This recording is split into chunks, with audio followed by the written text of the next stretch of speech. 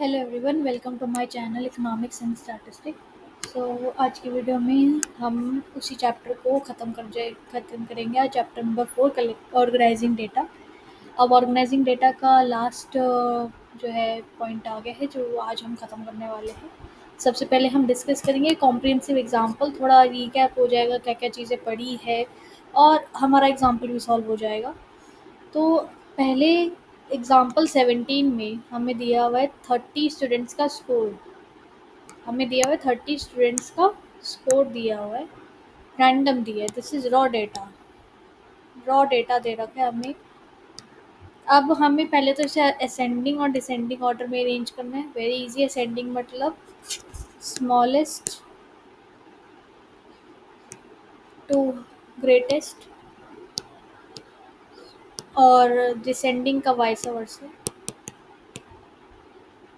दो उस उल्टा मतलब ये ग्रेटेस्ट टू स्मॉलेस्ट हो जाएगा। जैसे इन्होंने कर रखा है, हम देख सकते हैं असेंडिंग ऑर्डर और descending. Represent the marks in the form of discrete. अब हमें एक डिस्क्रीट फ्रीक्वेंसी डिस्ट्रीब्यूशन बनाना है। डिस्क्रीट बनाना है यानी कि क्लासेस नहीं बनानी है।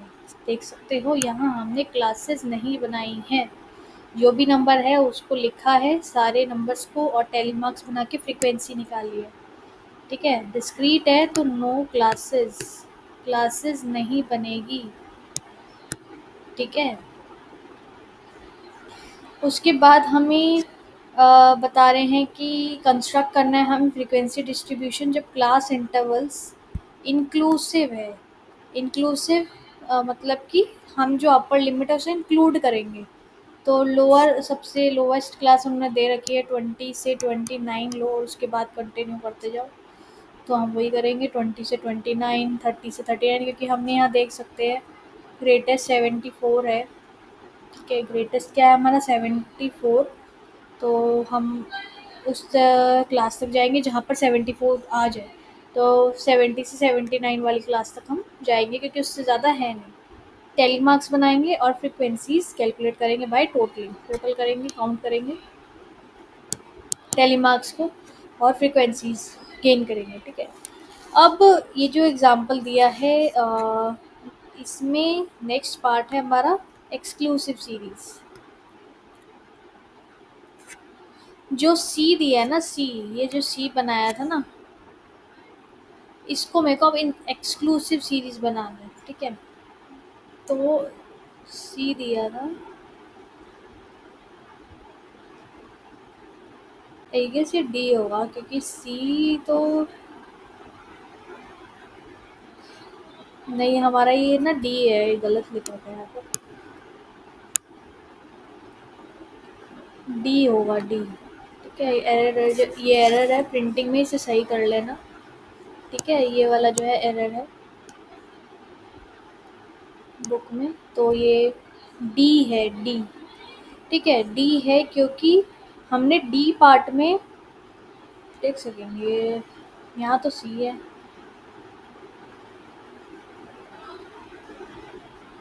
नहीं, ये डी है, सॉरी।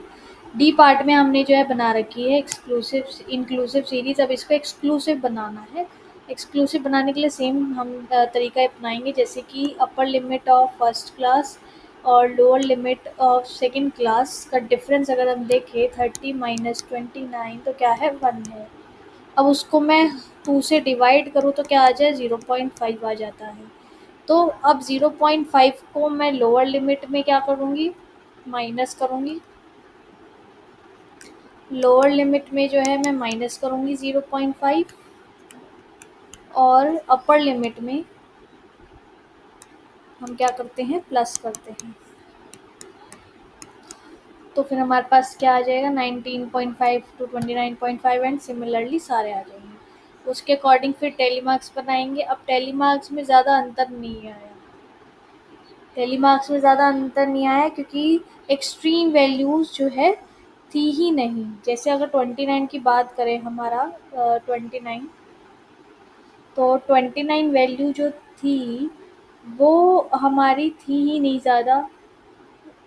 नहीं, 29 तो हम कैलकुलेट कर रहे हैं, 29 पॉइंट समथिंग नहीं है, मतलब पॉइंट समथिंग है नहीं हमारे पास। इसीलिए हमारा सेम ही रहा, मतलब क्योंकि 20 यहाँ तक तो 29 तक ही था। अब उसके और 30 के बीच में कोई नंबर है नहीं हमारे पास, है ना? अब क्योंकि 30 जो है वो सेकंड में इंक्लूड होगा, जैसे कि इसमें हो रहा था, सेम ही रहेगा। अगर पॉइंट्स में डेटा होता है ना तो फ़र्क आता है एक्सक्लूसिव इंक्लूसिव को एक्सक्लूसिव बनाने में जब हम करते हैं। अगर मैं डेटा क्लासेस ही अलग कर दूँ, मान लो 20 टू 30 करूँ एंड सो ऑन 30 टू 40 करूँ, तो इस तरीके से अगर मैं क्लासेस करूँ तो मेरा डेटा अलग हो जाएगा, ठीक है? बट इस केस में जब मैं इंक्लूसिव को एक्सक्लूसिव में कन्वर्ट करती हूँ तो सिर्फ अगर डेसिमल बहुत नियर बाय डेसिमल में डेटा होता है तो ही फ़र्क पड़ता है, नहीं तो नहीं पड़ेगा। क्योंकि हम देख सकते हैं सिर्फ यहाँ पर 0.5 तक ही वो जा सकता है, आगे उससे आगे नहीं जा सकता है, ठीक है? उससे कम 29.5 है, अब उससे छोटा कुछ भी होएगा वो इंक्लूड हो जाएगा। इसलिए ये सेम ही रहेगा, ये जो है ये सेम ही रहेगा क्योंकि हमारा डेटा बहुत ज़्यादा होल नंबर में है ना? नेक्स्ट हमारा बात कर रहे हैं कंस्ट्रक्ट ऑफ फ्रीक्वेंसी डिस्ट्रीब्यूशन। आ ही गया कि 20 से 30 वगैरह लेके करना है। आप देख सकते हैं इसमें 30, 20 से 30, 30 से 40। तो इसमें जब हम फ्रीक्वेंसी डिस्ट्रीब्यूशन बना रहे हैं तो ये देखो, अब आप देख सकते हो यहाँ पर सेम ही बन रहा है, सेम ही बन रहा है। इसका रीज़न क्या है कि यहाँ पर जो क्लास है वो क्या है, 29.5 है और यहाँ पर है 30, ठीक है? जो हमारी इंक्लूड, जैसे कि इधर अगर हम बात करें, इधर मैं 29 तक इंक्लूड कर सकती हूँ, 29.9 तक इंक्लूड कर सकती हूँ, पर मैं 30 नहीं इंक्लूड कर सकती, 30 मेरा अगले में इंक्लूड होगा, ठीक है? सिमिलरली यहाँ पर क्या था, मैं यहाँ पर क्या 29.454 समथिंग तक कर सकती थी। उसके नीचे जितने भी नंबर है वहीं आ सकता था, इससे ज़्यादा नहीं जा सकता था। 30 को मेरे को अगले में ही इंक्लूड करना पड़ता, और हमारे पास होल नंबर है तो हमारे उस पर फ़र्क नहीं पड़ेगा, ठीक है? हमारे पास होल नंबर है तो हमारे पास फ़र्क नहीं पड़ेगा। मैंने जैसे कहा डेसिमल में ज़्यादा फ़र्क पड़ता है, होल नंबर के डेटा में फ़र्क इतना नहीं पड़ता। अगली बात करते हैं, अगला क्वेश्चन जो हमें दिया हुआ है, हमें मोर देन और लेस देन में कन्वर्ट करना है इसे।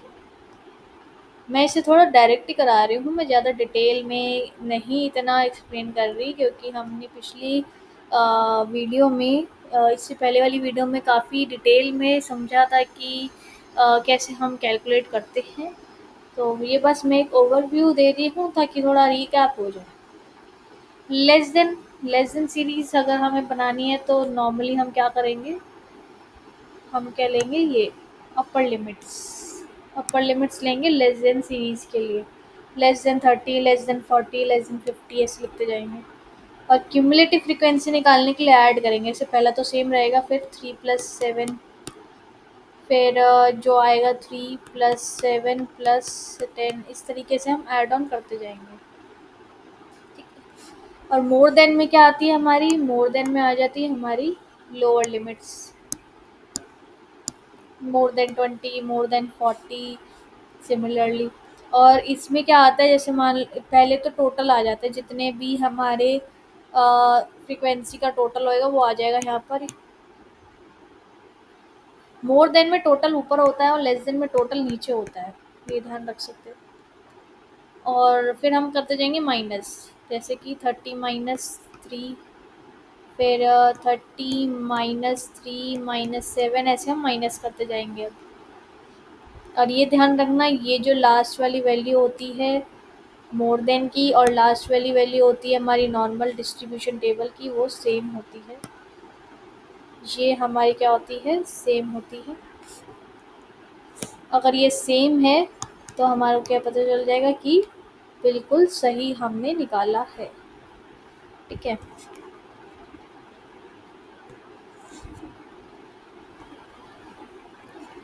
अब आता है लॉस ऑफ इंफॉर्मेशन। यहाँ तक हमारा सारा डिस्कस हुआ कि हम कैसे कैसे क्या क्या चीज़ें बना सकते हैं, ठीक है? अब आता है लॉस ऑफ इंफॉर्मेशन। जो फ्रीक्वेंसी डिस्ट्रीब्यूशन होता है वो हमें रॉ डेटा को एक अच्छी तरीके से दिखा देता है। रॉ होता है ना डेटा, अगर हम बात करें इस एग्जांपल में भी, एग्जांपल में रॉ डेटा था और उसको हमने क्या-क्या बना दिया, है ना? रिप्रेज़ेंट वगैरह करने के लिए क्या-क्या बना दिया हमने। तो ये हम यूज़ करते हैं, पर ये जो डिटेल्स होती है, जो रॉ डेटा में मिलती है हमारे पास, कभी-कभार अगर हमारे को बेसिक जो रॉ डेटा है वो ही सही नहीं दिया, मान लो खाना बना रहे थे, खाना बनाते टाइम नमक की जगह चीनी आ गई, तो खाना तो खराब बन ही जाएगा ना। मतलब अगर हम बेसिक, चाहे हमें कितना ही अच्छा खाना बनाना आता वो हो ही जाएगा डेफ़िनेटली, या फिर बिना नमक का बनेगा, क्योंकि अगर मैं बोलूँ कि नहीं तुम्हारे पास यही है और कुछ है ही नहीं, तुम्हें सब्ज़ी ही बनानी है, तो वो कितना भी बड़ा एक्सपर्ट हो, जो शुगर है, चीनी है, चीनी के साथ सब्ज़ी नहीं बना सकता। उसे नमक चाहिए होगा, बेसिक चीज़ है नमक, है ना? तो इसीलिए जो है रॉ डेटा में अगर थोड़ी भी इन्फॉर्मेशन कहीं गलत होती है, कहीं कमी होती है, तो उससे हमारो दिक्कत आती है ऑब्ज़र्व करने में। ठीक है? कोई भी जो रॉ डेटा है, उसको हम क्लासेस वगैरह में ग्रुप करते हैं। जैसे क्लास बनाते हैं ना हम 20 से 30, 30 से 40, हम ये क्लासेस बनाते हैं। जो इंडिविजुअल ऑब्जर्वेशन है उसका कोई फ़र्क नहीं पड़ता। जैसे अगर हम बात करें यहाँ पर फ्रीक्वेंसी सेम आ रही थी, तीनों ही उसमें। तो इससे मुझे क्या बताता है कि इसी इंडिविजुअल चीज़ का कोई फ़र्क ही नहीं पड़ रहा, 20 से 30 के बीच में जितना भी होगा वो ही है। इंडिविजुअली मुझे नहीं पता, मान लो जैसे यहाँ पर हम कह रहे थे 29, फिर 29.5 हुआ, फिर 30 हुआ, पर हमारी फ्रीक्वेंसी का वही था। हमारी जो फ्रीक्वेंसी है वही, जैसे यहाँ पर 19.5 हुआ चेंज होकर, फिर 20 हुआ। तो ये देख सकते हैं हम कि अ, थोड़ा हमें इससे तो पता चल रहा है, पर अगर सिर्फ मैं 20 से 30 बनाऊँ तो मेरे को कोई आइडिया ही नहीं लगेगा कि कहाँ तक ऑब्जर्वेशन मेरी अ, है। मतलब 20 से 30 में 10 आ जाती है ऑब्जर्वेशन, तो कौन सी है एक्चुअल में वो नहीं पता चलता। जैसे यहाँ लिखा है एग्जाम्पल में 10 से 20 है, 6 वैल्यूज़ हमारे को दे रखी है अलग अलग तरीके की। जब मैं इसे क्लास में डाल दूंगी तो मेरे पास फ्रीक्वेंसी आएगी 6, मेरे पास फ्रीक्वेंसी जो है वो 6 आ जाएगी। पर वो 6 में इंडिविजुअल का कोई वैल्यू नहीं है, चाहे वो 12 का 10 ही हो, या 11 हो, कोई फ़र्क ही नहीं पड़ता। एक्चुअल वैल्यू कितनी है मुझे तो नहीं पता ना, वो 6 है बस। ठीक है? क्या मान लो जैसे एग्ज़ाम में चीटिंग कर रहे थे, ठीक है? एग्ज़ाम में चीटिंग करते थे और तुमने किसी से पूछा कि कौन सा ट्रू है, कौन सा फॉल्स है, उसने बोला 6 ट्रू है, 6 क्वेश्चन ट्रू है, ठीक है? तो अब ये 6 क्वेश्चन कौन से क्वेश्चन है तुम्हें नहीं पता है, ठीक है? तुम्हें नहीं पता ये 6 कौन से क्वेश्चन कौन से हैं, तुम्हें पूछना होएगा काम से। इसलिए वो बोल रहे हैं कि जो फ्रीक्वेंसी बताती है वो हमें एग्जैक्ट वैल्यू नहीं बताती, क्योंकि क्लासेस में वो खो जाते हैं। जो भी वैल्यूज़ होती है क्लास में वो अज्यूम करी जाती है कि वो इक्वल है, किसके इक्वल है, मिडल वैल्यू के, इक्वल टू मिडल वैल्यू,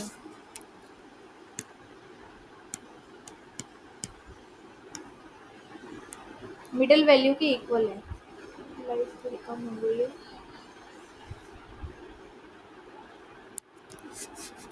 ठीक है, इक्वल हो गए है मिडल वैल्यू के, हम मान के चलते हैं, पर हमारे पास होता डेटा बहुत अलग अलग है। तो जो स्टैटिस्टिकल कैलकुलेशन है वो किसके बेसिस पे करी जाती है, क्लास मार्क्स का इस्तेमाल करके, अपार्ट फ्रॉम एक्चुअल डेटा, जिससे कुछ हमारी इंफॉर्मेशन छूट जाती है।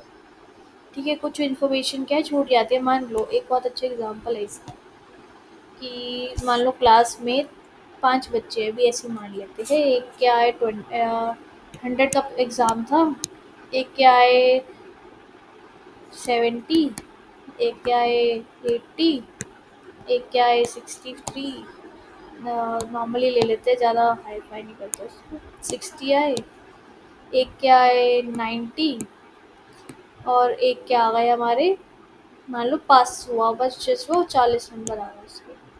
ठीक है, अब मैं अगर इसका एवरेज निकालूँ, ठीक है, अगर मैं इसका एवरेज निकालना चाहूँ तो कितना हो जाएगा?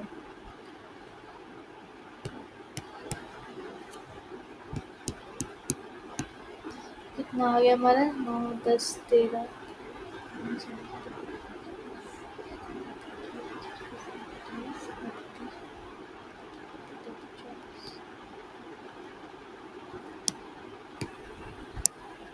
34, 340 डिवाइड बाय 5 करें, 500 होएगा, इंटू में 100। परसेंटेज निकाल रहे हैं ना हम, तो अब कैंसिल आउट करते हैं ज़रा। तो 2 आया, तो मेरी ऑन एन एवरेज आ गई 68।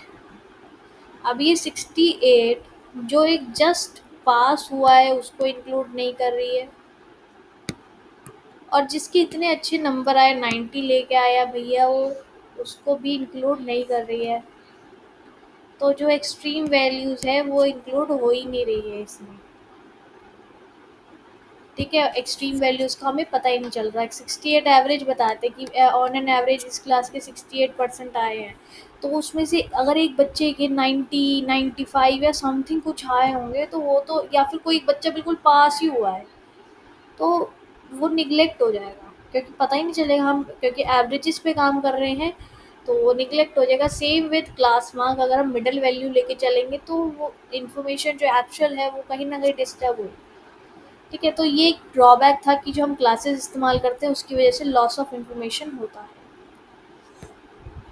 अब हमारा आता है आखिरी टॉपिक इस चैप्टर का, बाईवेरिएट फ्रीक्वेंसी डिस्ट्रीब्यूशन। बाईवेरिएट है हमारा। अब तक हमने जो भी बनाया उसमें सिंगल ही वेरिएबल थे। ठीक है, सिंगल वेरिएबल थे, कोई डबल वेरिएबल नहीं थे। पर ऐसा कभी कभार सिचुएशन हो जाती है जब हमें जो डेटा है उसे दो करेक्टरिस्टिक में बांटना पड़ता है।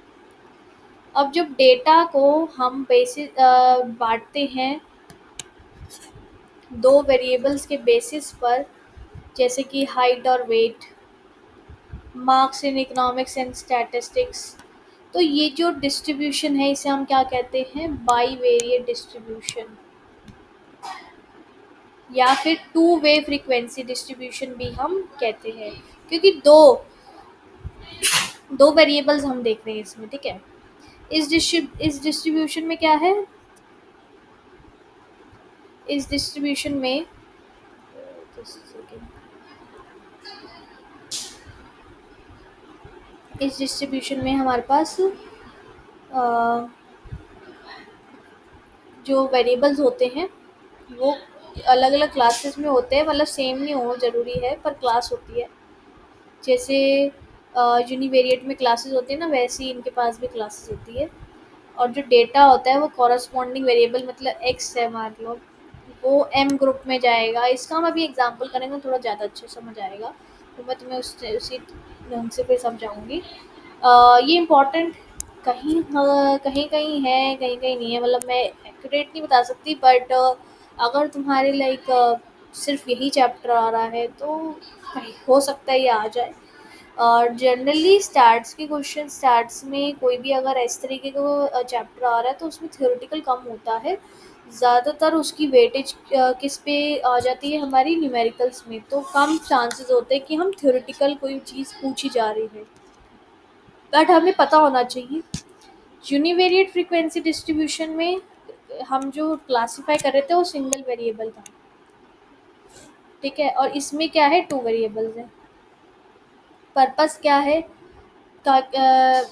एक डिस्क्रिप्शन देनी है किसी वेरिएबल, जैसे कि मान लो कि क्लास हो सकती है 10 से 20 या फिर 25 हो रही है, तो हमारा क्या है? एक पर्टिकुलर वेरिएबल है। ठीक है, एक पर्टिकुलर वेरिएबल है जिसके बेस से हम निकाल रहे हैं। इसमें रिलेशनशिप है, इसमें क्या है? रिलेशनशिप, एम्पेरिकल रिलेशनशिप है इनके बीच में। ऑल्टरनेट नेम बहुत, जैसे कि सिंगल है तो वन वे फ्रीक्वेंसी, दो वेरिएबल है तो टू वे फ्रीक्वेंसी हो जाएगा। एग्जाम्पल में बात करें कि सिर्फ अगर हम हाइट देख रहे हैं क्लास की, तो ये हमारे यूनिवेरिएट में आ जाएगा, पर मैं हाइट और वेट दोनों देख रही हूँ क्लास की, तो मेरा बाईवेरिएट में आ जाएगा। ठीक है, अब जैसे कि हम एग्जाम्पल देखते हैं, एग्जाम्पल में दो चीज़ें दी है, ठीक है। अब मैं इसमें ये मानूँ कि हमारे पास एक्स और वाई कोऑर्डिनेट है।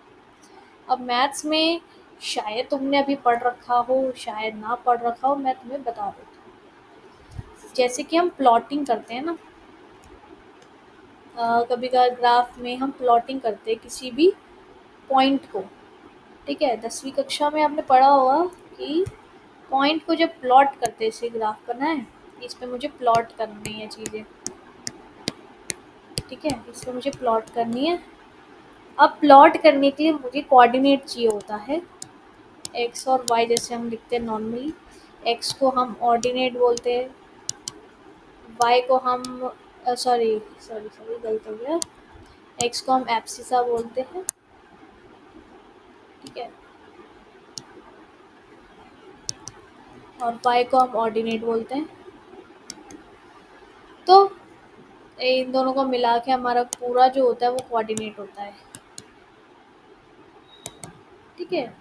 अब जब मेरे को जैसे 1 2 3 4 5 6 7, 1 2 3 4 5 6, तो मेरे को पॉइंट प्लॉट करना है, 1 1 है मेरे पास, पॉइंट है 1 1, तो ये एक्स है, ये वाई है, एक्स और वाई। तो मैं प्लॉट करती हूँ, वाई एक्स पे 1, वाई पे 1, ये प्लॉट हो गया। अगर मान लो 2 2 है, तो एक्स पे 2, वाई पे 2, ये हो गया। अगर 3 4 है, एक्स पे 3, वाई पे 4, ये ऐसे हो गया। तो ये हम देख सकते हैं, ऐसे ऐसे फिर ज्वाइन कर देते थे। तो ये चाहिए मेन हमें, ग्राफ की ज़रूरत नहीं है, ये और कोऑर्डिनेट है जो हम करेंगे। अब इसमें वही चीज़ है, एक्स और वाई कोऑर्डिनेट है, तो क्या है 28 22, 26 21, ये इस तरीके से मानो कि ये कोऑर्डिनेट है। अब मैं कैसे इसे प्लॉट कैसे करूँ, दिमाग में आएगी चीज़ है ना। तो अगर जैसे यहाँ पर दिया हुआ है हमारे पास 25 26, तो हमने एक डिस्क्रीट लिया, इधर हमने क्लासेस नहीं लिए, हम नॉर्मली डायरेक्ट वैल्यूज़ लिए, ठीक है, दोनों तरफ अकाउंट्स की और मैथ इकोनॉमिक्स की। अब एक पहला अगर मैं देखूँ, पहला है 28 और 22, तो मैं जाऊँगी 28, पहले अकाउंट्स में 28 है ना, तो जाएंगे 28 पे, ये रहा 28, 28, और इधर देखेंगे 22 कहाँ आ रहा है, यहाँ पर, तो ये लाइन लगा दी, ठीक है। इस तरीके से हमें प्लॉट करना है, एक तरह से ये समझ लो, लाइन ने मतलब प्लॉटिंग है हमारी। 26 21, 26 21, यहाँ लाइन आ गई, ठीक है। 27 21, 27 21, 27 21, एक लाइन, ऐसी लाइन्स लगाते जाएंगे हम, ठीक है। उसके बाद दोनों तरफ टोटल करेंगे हम, ये कॉलम वाइज भी और रो वाइज, दोनों हर तरफ जो है टोटल करेंगे, और दोनों का टोटल सेम ही आता है, ग्रैंड टोटल जिसे हम कहते हैं, ग्रैंड टोटल हमारा सेम आता है दोनों साइड्स का। ये जैसे उन्होंने लिख रखा है कि कितने हमने वो जो है मार्क्स, टैली मार्क्स खींच रखे हैं, तो वो बस उनने 1 2 2 ऐसे लिख रखा है। अ, तो इसका आई डोंट थिंक इतना नीड है, बट स्टिल लिख रखा है तो हमें लिखना चाहिए। अब मार्क्स दिए इंग्लिश और मैथ्स के। अब यहाँ इन्होंने क्लासेस लिए, क्योंकि डेटा बड़ा था, वेरिएंट था, तो क्लासेस ले ली, ठीक है। दोनों तरफ जो है क्लासेस बना रखी है इंग्लिश और मैथ्स की। अब क्लासेस बना रखी है, तो पहला इंग्लिश देखेंगे 35 और 56 है, ठीक है, ये 35 है, ये 56 है। 35 किस में आएगा, इसमें, 56 किस में आएगा, चेक करते हैं, ये इसमें आएगा, तो यहाँ एक डंडी लगा देंगे। तो ऐसे हम टेली मार्क्स कंप्लीट करते जाएंगे, जैसे जैसे कोऑर्डिनेट हमारे बन रहे हैं हम बनाते जाएंगे। फिर दोनों तरफ का टोटल करेंगे, वर्टिकल भी और हॉरिजॉन्टली भी, यानी कि कॉलम वाइज और रो वाइज, ठीक है। वह उल्टा होता है, सॉरी, क्योंकि कॉलम इधर हमारे यहाँ कॉलम है, यहाँ रोज में ऐड करें, तो ये रो वाइज और ये कॉलम वाइज, ठीक है, ये रो वाइज और ये कॉलम वाइज, इस तरीके से हम ऐड करेंगे। मैं पूरी चेक कर लेती हूँ। ये रो वाइज और कॉलम वाइज ऐड करेंगे, ग्रैंड टोटल आ जाएगा हमारा। तो हम बस ये बनाते हैं, इसमें हम इसका इस्तेमाल इन जनरली हम किसी भी कैलकुलेशन में ज मतलब जितना भी अगर मैं बात करूँ बहुत ज़्यादा एडवांस लेवल में होता है तो ही किया जाता है, पर अगर बेसिक या स्टैंडर्ड नॉर्मल, अगर नॉर्मली इंटरमीडिएट तक भी कहूँ ना, तब भी हमारा ये कभी नहीं इस्तेमाल किया जाता। बहुत ही ज़्यादा कॉम्प्लेक्स वगैरह जो हमारी कैलकुलेशन होती है उसी में इस्तेमाल किया जाता है इसका। नहीं तो बस ये टेबल है तुम्हारे कोर्स में, इसका इतना इस्तेमाल नहीं किया जाता। अब डेली इनकम और परसेंटेज एक्सपेंडिचर दिया हुआ है हमें नॉर्मली, फिर हम वही करेंगे। डेली इनकम दी हुई है, एक्सपेंडिचर दिया हुआ है, क्लासेस बना दिया है। क्लासेस दोनों तरफ सेम होना ज़रूरी नहीं है, जो क्लासेस है बोथ साइड सेम हो ये ज़रूरी नहीं है। मतलब अगर डेटा सेम ही बनाने को कह रहा है, मतलब डेटा से हमें देख के लग रहा है कि सेम सा ही बनेगा तो हम बना सकते हैं, बट कंपल्शन नहीं होता। ठीक है, कंपल्शन नहीं होता कि हमें सेम रखना है, जैसे देख सकते हैं। अब प्लॉट करेंगे हम 150 और 12, सॉरी 550 और 12, तो 550 यहाँ पर आएगा और 12 आएगा, फर्स्ट यहाँ मार्क कर देंगे और इसी तरीके से हम टेली मार्क्स लगाते जाएंगे। फिर हम टोटल बनाएंगे, दोनों का टोटल बनाएंगे और ग्रैंड टोटल निकालेंगे। तो इस तरीके से हम बाई वेरिएट डिस्ट्रीब्यूशन कंस्ट्रक्ट करते हैं। अब समझ आया कि हम कैसे कंस्ट्रक्ट करेंगे? इस तरीके से अगर कोई एक्सप्लेनेशन में मांगना चाहे तो अपनी भाषा में उसको एक्सप्लेन किया जा सकता है। यहाँ पर एक तरह से हम m×n, अगर मैट्रिसेस आई गेस ये 11th का ही है, तो मैट्रिसेस अगर आपने पढ़ा तो मैट्रिसेस में आपको पता होगा कि हम जो रोज़ और कॉलम्स है उसको m×n में डिनोट करते हैं। उस तरीके से माइंडसेट में इसे अपने लगा सकते हो। ठीक है, उसमें जो पोजीशनिंग होती है किसी वैल्यू की, तो वो आप किसी भी अपने माइंडसेट किसी भी तरीके से सोच सकते हो कि कैसे हमने उसको बनाया है। ठीक है, उसे चाहे मैथ से कंपेयर कर लो विद कोऑर्डिनेट्स, या फिर मैट्रिसेस से कंपेयर कर दो एज अ प्ले, जो पोजीशनिंग होती है, पोजीशनिंग का नेम। ठीक है, तो यहाँ तक हमारा चैप्टर नंबर 4 था, ऑर्गेनाइजेशन ऑफ डेटा। अगर आपको कोई भी डाउट आता है तो आप कमेंट सेक्शन में पूछ सकते हैं, मैं जल्द से जल्द उसका रिप्लाई करूँगी। और इसके नोट जो अभी तक स्टार्ट से कोई भी नोट्स अपलोड नहीं हुए हैं क्लासरूम पे, बट मैं जल्द से जल्द उसे भी अपलोड करने का ट्राई कर रही हूँ। और जो क्लासरूम का लिंक है वो डिस्क्रिप्शन पे है चैनल के, तो आप वहाँ से ले सकते हैं। और कोई भी डाउट है आप पूछ सकते हैं, उस क्लासरूम में भी आप डाउट्स वगैरह अपने डाल सकते हैं, पोस्ट डाल सकते हैं उसमें। ठीक है, तो वीडियो अच्छी लगी है तो प्लीज़ लाइक करें, सब्सक्राइब करें और शेयर करें अपने फ्रेंड्स के साथ। Thank you everyone.